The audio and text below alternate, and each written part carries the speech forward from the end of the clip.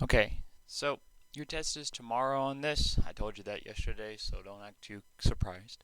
And this sheet of paper does a really good job of getting you ready for it. So you're going to want to do it.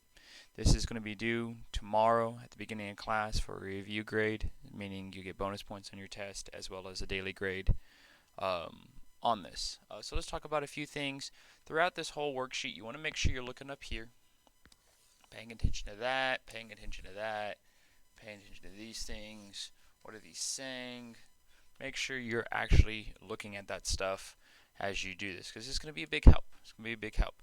All right, so first of all, let's look at number 1. It says AB is parallel to CD.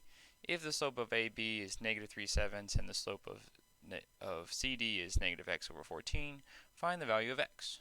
Okay, well, if they're parallel, what does that mean about their slopes? Parallel lines have the same slope, right?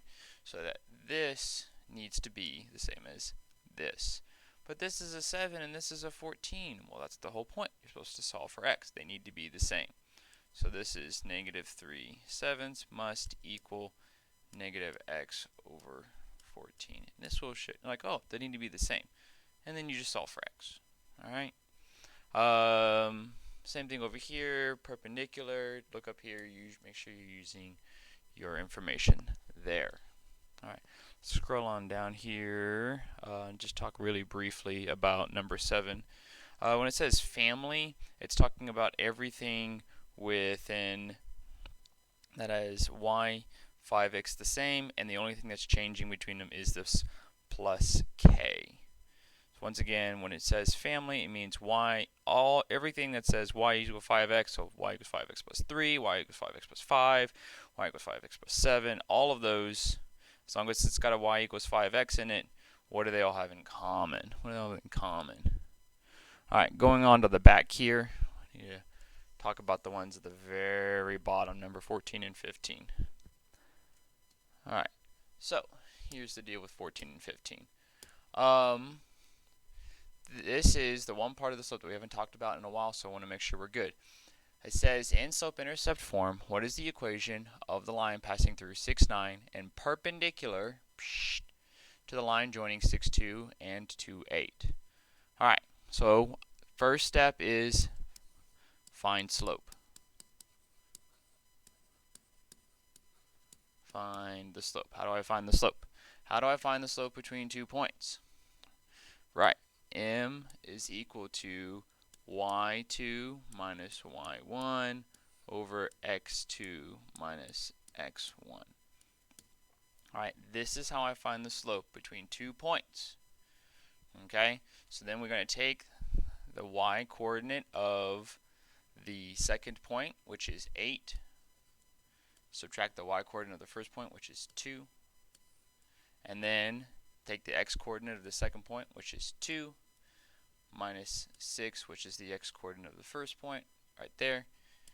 8 minus 2 is 6. 2 minus 6 is negative 4. So this is negative 3 halves. Now, this is the slope between these 2 points. But it doesn't want the slope between those 2 points because it says perpendicular, right? Perpendicular. Then you turn back over and you're like, well, what's the slope of negative 3 halves? What is the perpendicular slope? Well, flip and change the sign. So the slope that I'm really looking for is positive 2/3. And then from there, now that you have the perpendicular slope is right here. Now you can solve for b using your y equals mx plus b. Okay? Alright. Erase that. Give you a couple moments to look at it. Make sure you pause it at this point to see all that, and then copy it down feverishly without understanding any of it. Alright. Now, last part. It says this. A line passing through negative 1, 2 and 4, y is parallel to a line with slope 2. What is the value of y? Alright, so we've got parallel slope. It's parallel to a line with slope of 2, meaning what? Duh, they have the same slope. Well, good. Alright, so that means the slope is 2. How do I get y? Well, given me 2 points, just like over here, we need to Solve for it. So now what we're going to do is going to get y2 minus y1. So y of the second point, which is y, minus y of the first point, which is 2. X of the second point, which is 4, minus a negative 1. Right?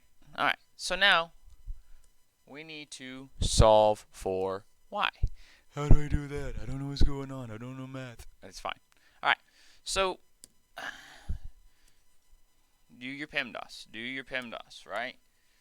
There's no parentheses, there's no exponents, multiplication, no division. Well, there's division going on, but what we got going on here is that we've got this y minus 2 divided by this. We can't really do anything with it just yet, but we do have addition and subtraction going on, right? 4 minus a negative 1. So let's do that. We get 2 equals y over 2. 4 minus a negative 1 is 5. Right? Alright, now from here, you should be able to solve for y. There's a couple ways of doing it, but you need to figure that out. Alright, just make sure you follow the PEMDAS, follow what I told you. Once again, overall, you should be able to do this if you just pay attention to these guys up here, do some baby algebra, and you'll be fine. Once again, this is due tomorrow, and you should be okay. Bye.